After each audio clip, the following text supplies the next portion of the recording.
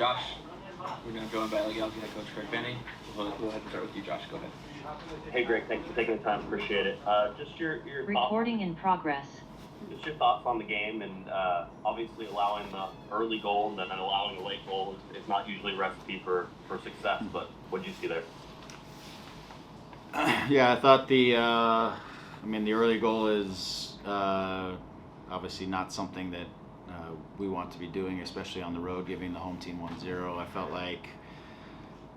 like our line in the back with Maya and Zonka were pretty tight together, and so when the midfielder runs out through the space, I felt like we couldn't manage the run that went off of Elijah and into the space behind us.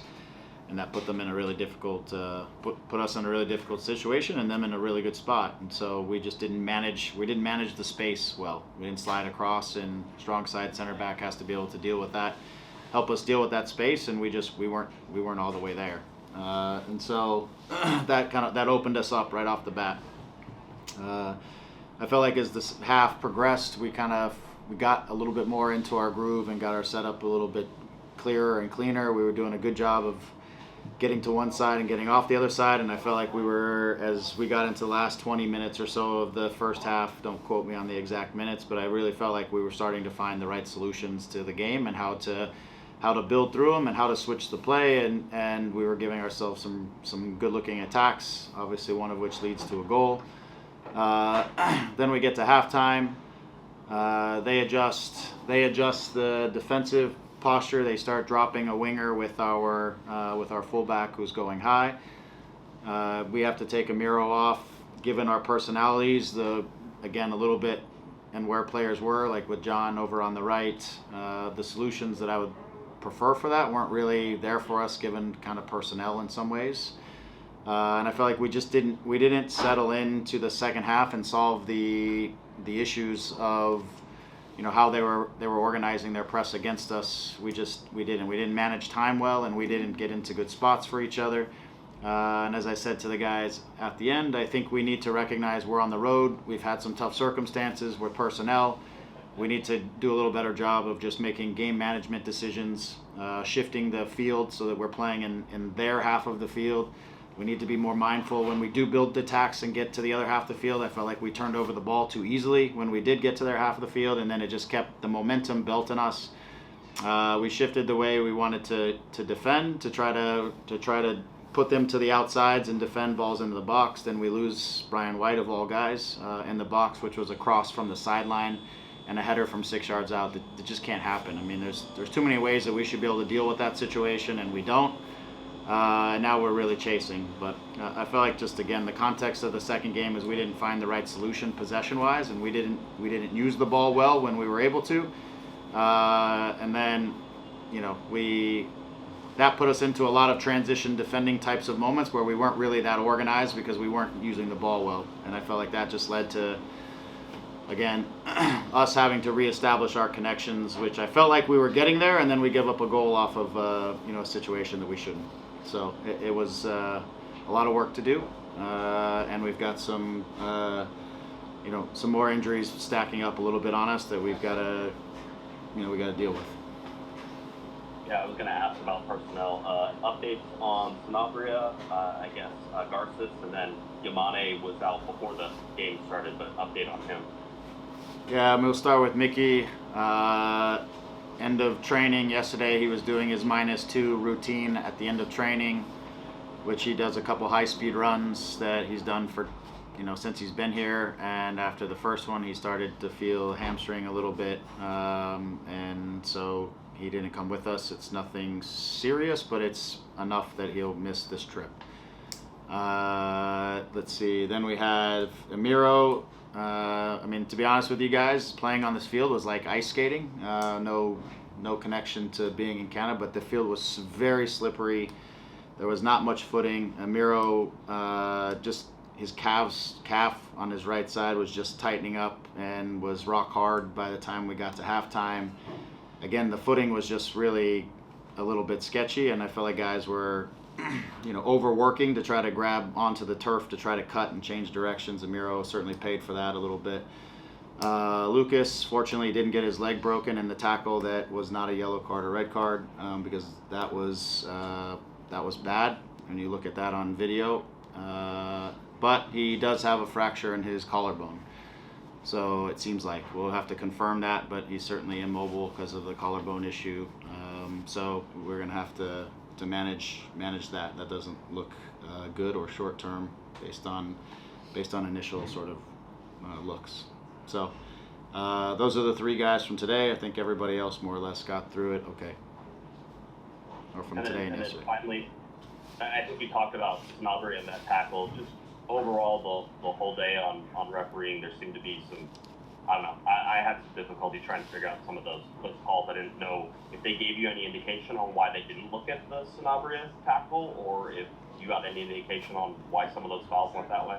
I was baffled all day. On that particular one, he said he got the ball first, so evidently, as long as you get the ball first, you can go through a guy's shin and break his leg, I guess. I don't know. I don't understand the logic.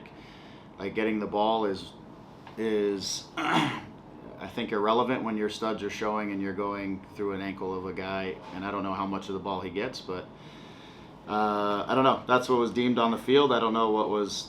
I guess that was backed up on VAR. So there was a lot of other things in there that I was baffled. I spent too much energy on trying to figure that out sometimes during the game because it was confusing to me. So I share in your astonishment, I guess, if that's the right word. Thanks, Greg. Travel safe. We'll talk to you soon. Yeah, thank you. Go ahead, Alex. Hey Greg, thank you for your time. During the first half, Gabriel Peck gets the goal. The second half, very limited in his touches. Just your analysis on kind of what happened and maybe his less impact in that second half. Yeah, I think less impact in the second half because most of our builds in kind of zone 1, zone 2, as we call it, in our half of the field, were tending to trend over to our left-hand side. And so the connection between John, who is left-footed also, who had to move over to right back, who will tend to put the ball probably more on his inside, which is left foot. Not just saying John, but in general, we just kept going, even with Novak's decisions, who's left-footed. It felt like we just kept going to the left side, and we were getting stuck on the left side, which meant Gabriel was more isolated in his touches, and we weren't finding great solutions in that direction. And I thought we did a very poor job of being able to recognize where pressure was coming from and get behind the pressure. So if they're pressing us to the left, we need to get behind the pressure and over to the right. And I thought we just didn't do a good job of linking those actions up quickly enough and efficiently enough to get Gabe on the ball, to get Lucas more on the ball on that side, which I thought was a relationship in the first half that was benefiting us.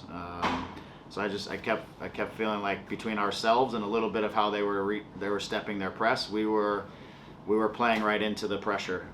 We weren't sharp enough and reading it fast enough to organize the solutions to it, because the solution was to get behind it, like I said, and not go into it. Thanks, Greg. Mm-hmm. And we'll wrap with Rob. Go ahead, Rob. Hey, Greg, thanks so much for your time. Elijah Winder got his first start with the team today. What did you see out of his performance? Thanks so much, everyone. Yeah, I mean, with Elijah, he has some really good qualities and interesting qualities. He's a big, powerful kid who has good soccer sense. The thing that he's going to have to continue to grow and adapt at is just inside and in some of these interior positions, how tight the spaces are and how quick the game has to bounce off of his foot, and being a little bit quicker in some of those actions that he's learning the speed of the game here, and teams are pressing quicker and releasing, and just how clean and how quick sometimes a little combination plays the way we want to play have to get in and out of spaces really quickly, and so those are things that he's continuing to learn and develop. But he, in stretches when we are able to get into attacks, he shows you again his power and length to help join into things and to drive into spaces. Defensively, I felt like again he got caught in between sometimes two roles, and I felt like our back line needed to communicate to him a little bit more. The first half he got very focused on kind of defending the player in the gap, and at times he needed to stay more connected to Eddie and bring Diego a little closer to him to help that situation, and have Maya defend a little bit more underneath him to help him work with Eddie a little bit more. So again, some of it is it's being able to adapt inside of games when teams are doing slightly different things, and reading situations and just understanding how to apply the correct resolution to situations. But again, he's learning, and he has some wonderful physical qualities, and he is a cerebral kid. I think he's trying to step up to a little bit faster level, and not the easiest field to play on today, and he'll grow, he'll learn. He's got some good things to build on. All right, anything else? Thanks for your time, Greg.